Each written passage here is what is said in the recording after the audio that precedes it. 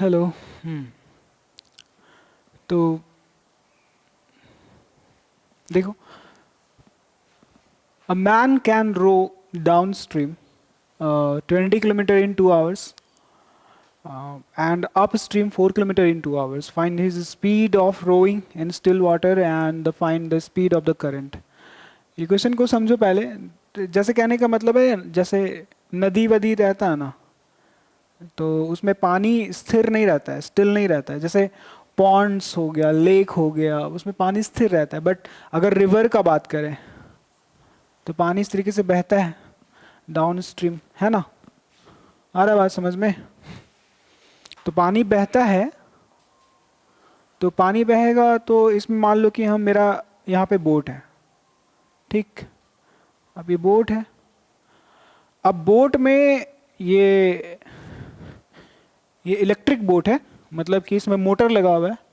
अब ये जा भी सकता है। अब देखो, पहले समझो कॉन्सेप्ट को। डाउन स्ट्रीम में क्या होता है, अप स्ट्रीम में क्या होता है। डाउन स्ट्रीम, अब डाउन स्ट्रीम का मतलब होता है कि हम पानी के साथ जा रहे हैं, नीचे की ओर जा रहे हैं, ठीक है। अब जैसे अगर मान लो बोट को हम ऑफ कर दिए, इंजन ऑफ कर दिए, बंद हो गया, तो भी बोट जाएगा नीचे। क्यों? क्योंकि पानी बह रहा है ना, उसको करंट बोलते हैं, धारा। पानी का जो बहाव होता है ना, जो पानी बहता है, उसको हम लोग करंट बोलते हैं। करंट का मतलब वो इलेक्ट्रिसिटी वाला करंट नहीं है यहाँ पे। धारा वो पानी का स्पीड को बोलते हैं। तो पानी का जो स्पीड होगा, उसी स्पीड से बोट चला जाएगा नीचे, अगर बोट बंद पड़ा रहेगा तब, है कि नहीं। तो अगर मान लो कि बोट को हम स्टार्ट कर दिए और हम नीचे की ओर जा रहे हैं, तो सोच के देखो कि बोट का खुद का स्पीड होगा, speed of boat, speed of boat, boat का खुद का स्पीड होगा ना 10 किलोमीटर पर आवर। मान लेते कि इस स्पीड से हम बोट को चला रहे हैं। और स्पीड ऑफ करंट भी तो होगा, स्पीड ऑफ करंट, पानी का जो बहाव है उसका भी तो अपना खुद का स्पीड होगा, किस गति से, किस स्पीड से पानी बह रहा है। तो वो बहुत ज़्यादा नहीं होता है, मान लेते हैं 2 किलोमीटर पर आवर। ये हो गया। लेकिन जब अगर हम डाउनस्ट्रीम का बात करेंगे, डाउनस्ट्रीम का, है ना, तो उस केस में हमारा, तुमको नहीं लगता कि जो फाइनल बोट का जो स्पीड होगा, वो खुद का जो है, उसका बोट का जो स्पीड है और करंट का स्पीड है, दोनों ऐड हो जाएगा। तो जो फाइनल स्पीड होगा, है ना, जो फाइनल स्पीड होगा बोट का, फाइनल स्पीड जो होगा वो क्या लगता है, 10+2 होना चाहिए कि नहीं होना चाहिए? होना चाहिए, ठीक है, ओके। लेकिन अगर यहाँ पे हम अपस्ट्रीम का बात करें, किसका बात करेंगे? अपस्ट्रीम का। अपस्ट्रीम का मतलब होता है कि पानी जा रहा है राइट साइड की ओर, इधर, और बोट जा रहा है इस तरफ, ठीक है। तब तो सोच के देखो, अगर स्विमिंग का सोच रहे हो तो पानी उस तरफ जा रहा है and you are swimming against the current, कितना ताकत लगाना पड़ेगा, है कि नहीं? ताकत लगाना पड़ेगा।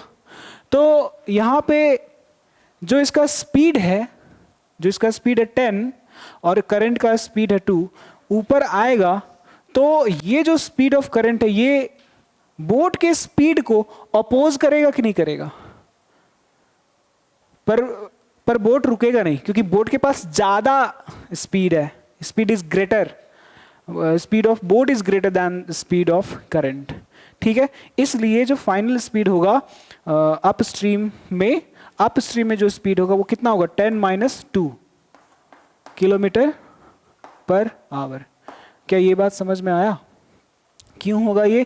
क्योंकि ये जो 10 किलोमीटर पर आवर है, बोट अपना ताकत लगाएगा, लेकिन उसके स्पीड को स्लो डाउन करेगा करंट, क्योंकि करंट पीछे की ओर जा रहा है ना। आ रहा है बात समझ में? तो ये 2 माइनस करना पड़ेगा। कोई दिक्कत? ये समझ में आ गया कि स्पीड का जो बदलाव होता है in case of down stream and in case of up stream, समझ में आ गया। डाउन स्ट्रीम में पानी भी जा रहा है, बोट भी उधर ही जा रहा है, तो दोनों का स्पीड ऑब्वियसली ऐड हो जाएगा, और ऑपोजिट में रहेगा तो माइनस होगा, ठीक है, ओके। चलो, तो हमारे यहाँ पे है कि एक मैन कैन रो। अब रो का मतलब समझते हो ना, वो बोट चलाना है, और बोट चलाना है तो वो रोइंग कर रहा है। रोइंग मतलब समझते हो, वो हाथ से चलाता है ना, वो वाला। Man can row downstream 20 kilometre, मतलब कि डाउन स्ट्रीम बोल दिया, वो नीचे की ओर जा रहा है, केस नीचे की ओर जा रहा है, डाउन स्ट्रीम है ना, डाउन स्ट्रीम, और डाउन स्ट्रीम जा रहा है इस तरफ पानी के साथ 20 किलोमीटर। यहाँ से स्टार्ट किया, 20 किलोमीटर वो ट्रैवल कर रहा है, 20 किलोमीटर ट्रैवल कर रहा है, कितना देर में, कितना देर में, 2 घंटा में, 2 घंटा में। और फिर ये केस हो गया, और यहाँ पे बोट जो है वो इस तरफ जाएगा, ठीक है। दूसरा केस, ये हमारा केस 1 है। अप स्ट्रीम का बात किया ना, अप स्ट्रीम का बात किया, तो इसका मतलब ये पानी इसी तरीके से रहेगा, बट बोट इस बार इस तरफ आना चाहेगा। अगेन उस बोट को उतना ही डिस्टेंस ट्रैवल करना पड़ेगा, 20 किलोमीटर ही ट्रैवल करना पड़ेगा, डिस्टेंस चेंज थोड़ी हो जाएगा।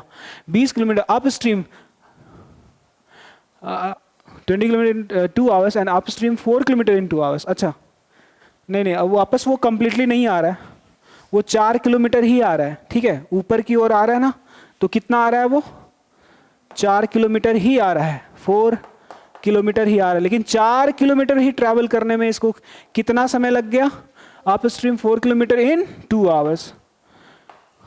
देख लो कहाँ 2 घंटा में वो 20 किलोमीटर चल सकता है, लेकिन वही 2 घंटा में जब अगेंस्ट द करंट आता है तो सिर्फ 4 किलोमीटर ट्रैवल कर पाता है। कितना मुश्किल है। ओके, तो बोलता है कि find his speed of rowing. Rowing का स्पीड फाइंड करना है, मतलब कि वो अपने हाथ से जो चला पा रहा है तो उसका खुद का स्पीड होगा, वो वाला स्पीड निकालना है। In still water, still water मतलब कि उसका खुद का ताकत से बनाया हुआ स्पीड कितना है, तो वो कहाँ पता चलेगा, स्थिर वाला पानी में पता चलेगा, क्योंकि करंट का कोई रोल नहीं रहेगा वहाँ पे। और साथ में also find the speed of the current, मतलब पानी कितना तेजी से बह रहा है, ये दोनों हमें फाइंड आउट करना है। तो ऑब्वियसली यहाँ पे पहले ही कौन सा 2 क्वांटिटीज अननोन हमें पता चल गया, तो हमें लेट करना होगा। Let speed of rowing, speed of rowing in still water be x kilometre per hour, मान लिए x किलोमीटर पर आवर है। एंड एक और स्पीड लेट करना पड़ेगा क्योंकि एक और पूछा है, speed of current be y kilometre per hour, ठीक है। मतलब हम लोगों को दोनों स्पीड पता चल गया है, पता चल गया। अब सुनो, इक्वेशन बनाना है। इक्वेशन का मतलब होता है बीच में इक्वल का साइन होना चाहिए, इधर 2 चीज़ों को ऐड करेंगे या फिर 2 चीज़ों को सबट्रैक्ट करेंगे, यही होता है जनरली। और फाइनल यहाँ पे कोई रिजल्ट आता है यहाँ पे। अब ये हमें सोचना पड़ेगा कि क्या हो रहा है। तो देखो, man can row downstream 20 kilometre in 2 hours and upstream, तो यहाँ डाउन स्ट्रीम, एक केस यहाँ पे चलेगा डाउन स्ट्रीम का, एक केस चलेगा यहाँ पे डाउन स्ट्रीम का, और एक केस चलेगा यहाँ पे अप स्ट्रीम का। और यही दोनों हमें अप स्ट्रीम, हमें दोनों डाउन स्ट्रीम के हेल्प से एक इक्वेशन मिलेगा, अप स्ट्रीम के हेल्प से एक इक्वेशन मिलेगा। कैसे? देखो, डाउन स्ट्रीम में क्या लगता है तुमको, क्या 2 चीज को ऐड करोगे, एक तो रोइंग का स्पीड और एक करंट का स्पीड, दोनों ऐड हो जाएगा, है ना। ओके, और यहाँ पे स्पीड भी ऐड हो सकता है या टाइम भी ऐड हो सकता है, दोनों चीज ध्यान रखना। और अप स्ट्रीम में क्या होगा कि अप स्ट्रीम में तुमको नहीं लगता यहाँ माइनस होगा, आ रहा बात समझ में, कुछ सेंस यहाँ पे डेवलप हो रहा है कि माइनस करना चाहिए। अब देखो, अब यहाँ पे 20 किलोमीटर जो है वो 2 घंटा में ट्रैवल कर लिया, ठीक है, और अप स्ट्रीम जो है 4 किलोमीटर 2 घंटा में। तो इस इक्वेशन कैसे सॉल्व करेंगे, देखो यहाँ पे। तो अब बात करेंगे पहले डाउन स्ट्रीम का, ठीक है, डाउन स्ट्रीम। तो डाउन स्ट्रीम में स्पीड ऑफ डाउन स्ट्रीम, यहाँ पे ऐसे डाउन स्ट्रीम में speed of down stream, speed of down stream क्या हो जाएगा बोलो, दोनों का स्पीड ऐड करेंगे, x प्लस वाई नहीं हो जाएगा, किलोमीटर पर आवर होगा कि नहीं। और speed of upstream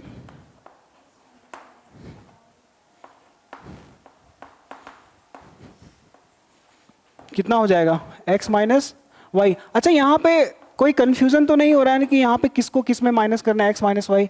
obviously rowing ज़्यादा होगा तभी तो वो ऊपर आ रहा है, और रोइंग का स्पीड ज़्यादा है तभी x मस्ट बी ग्रेटर, है कि नहीं, इसलिए x में y को सब्ट्रैक्ट कर रहे हैं। तो ये कौन सा स्पीड है, डाउन स्ट्रीम वाला स्पीड है। आगे बात समझ में। अब सुनो,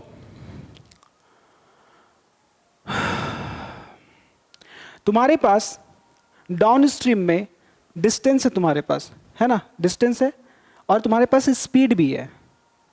आ रहा बात समझ में। तुम्हारे पास डाउन स्ट्रीम का डिस्टेंस है और तुम्हारे पास डाउन स्ट्रीम का स्पीड भी है। स्पीड है तो क्या निकाल सकते हो, टाइम निकाल सकते हो। टाइम निकालो तो देयरफॉर टाइम, सो टाइम टेकन, हाँ नहीं समझ में आ रहा है क्या, कोई दिक्कत। Time taken to cover, time taken to cover downstream 20 kilometre in downstream, ऐसे भी लिख सकते हो। Time taken to cover 20 kilometre, क्योंकि 20 किलोमीटर चल रहा है वो, 20 किलोमीटर इन डाउन स्ट्रीम।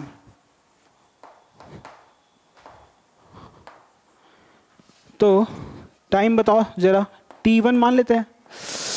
तो स्पीड वाला जानते हो ना फॉर्मूला, स्पीड इक्वल्स टू क्या होता है, डिस्टेंस अपॉन टाइम। तो टाइम का फॉर्मूला क्या बन जाएगा, डिस्टेंस अपॉन स्पीड। तो डिस्टेंस कितना 20 किलोमीटर, स्पीड कितना x प्लस वाई। तो क्या ये टाइम टेकन तो हमें ऑलरेडी पता है, कितना 2 आवर्स। तो इस t1 के प्लेस पे तुम्हें नहीं लगता कि यहाँ 2 पुट करना चाहिए, तो क्या बन जाएगा 20 अपॉन x प्लस वाई। तो यहाँ से x प्लस वाई कितना निकल जाएगा 20 अपॉन 2। मतलब समझ में आया कि नहीं आया, बोलो बोलो। तो यहाँ से एक इक्वेशन हमें बना, मिला कि नहीं मिला, x plus y equals to कितना मिला 10 मिला, इक्वेशन नंबर 1। ठीक है। अब देखो इक्वेशन बनाने का यहाँ पे हम क्या चीज़ हमको मतलब क्या ढूंढना पड़ा। यहाँ देखो हमें ऑलरेडी टाइम पता था, इसलिए जानबूझ के हम टाइम निकाले ताकि टाइम के प्लेस पे 2 पुट कर सके। ठीक है, डिस्टेंस पता है और स्पीड पता है, तो इसके हेल्प से हम लोग टाइम निकाले, और ये टाइम है एक्चुअली में, है ना। यहाँ पे किलोमीटर पर आवर पुट करेंगे तो किलोमीटर किलोमीटर कैंसिल हो जाए, तो एक काम करो इसको मत ही पुट करो। तो ये एक्चुअली में टाइम है, और ये टाइम देखो तो टाइम कोई न्यूमेरिकल वैल्यू नहीं है, वेरिएबल्स भी इसमें इंक्लूडेड है, और उधर कंप्लीटली हम एक नंबर पुट कर पा रहे हैं 2, क्योंकि हमको पता है ना डाउन स्ट्रीम में जाने में कितना टाइम लग रहा है। इसलिए इसको पूरा ये downstream time taken to cover 20 kilometre in downstream का ये टाइम है, और ये भी डाउन स्ट्रीम का ही टाइम है। That's why we can equate both of them, और उसके हेल्प से हमें यहाँ पे एक इक्वेशन मिला। आया बात समझ में।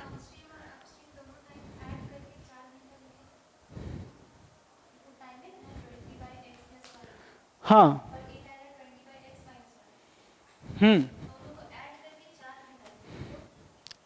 डाउन स्ट्रीम और अप स्ट्रीम टाइम, तुम बोल ही रही हो कि ये हम 2 आवर्स डाउन स्ट्रीम का टाइम और अप स्ट्रीम का 2 आवर्स। हाँ 4 घंटा, 2 और 2 4 घंटा हो गया।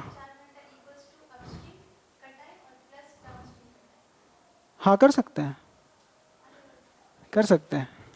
ठीक है, दोनों का टाइम जोड़ देंगे, तो उसका टाइम जोड़ना पड़ेगा, और इसका भी डाउन स्ट्रीम का टाइम तो हम लोग निकाल ही लिए हैं ये वाला। अब यहाँ पे एंड लिखेंगे हम लोग। अब बस अप स्ट्रीम का बात करेंगे। Time taken to cover, time taken to cover 4 kilometre ना, 4 किलोमीटर चल रहा है इन अप स्ट्रीम ना, अप स्ट्रीम। तो अप स्ट्रीम टाइम हम निकालना चाहते हैं, और हम टाइम निकालना चाहते हैं तो टाइम का फॉर्मूला हमें पता होता है। क्या होता है, speed equals to distance upon time. तो टाइम इधर चला गया, speed upon distance upon time, मतलब डिस्टेंस अपॉन स्पीड हो जाएगा। तो डिस्टेंस कितना 4, स्पीड कितना x माइनस वाई, लेकिन टाइम हमको पता है ऑलरेडी। अप स्ट्रीम का टाइम पता है ना, अप स्ट्रीम जब ऊपर आते तो 2 घंटा लगता, तो ये t के प्लेस पे क्या पुट करेंगे हम 2 पुट करेंगे, तो कितना हो जाएगा 4 अपॉन x माइनस वाई। तो कितना हो जाएगा x minus y equals to 2 हो जाएगा, बोलो बोलो। तो यहाँ से हो जाएगा x माइनस वाई, ये यहाँ है और ये 2 यहाँ चला जाएगा, 4 अपॉन 2 मतलब 2। तो यहाँ इक्वेशन नंबर 2 बना। तो तुम्हारे पास इक्वेशन नंबर 1 है ये, और इक्वेशन नंबर 2 ये है। x plus y 10, x minus y 2, solve कर दोगे x y का वैल्यू निकल जाएगा। तो 2x equals to 12, that is x equals to 6। तो यहाँ पे निकल गया हमारा x का वैल्यू, आया बात समझ में, और y का वैल्यू निकल जाएगा। ठीक है, नोट कर लो।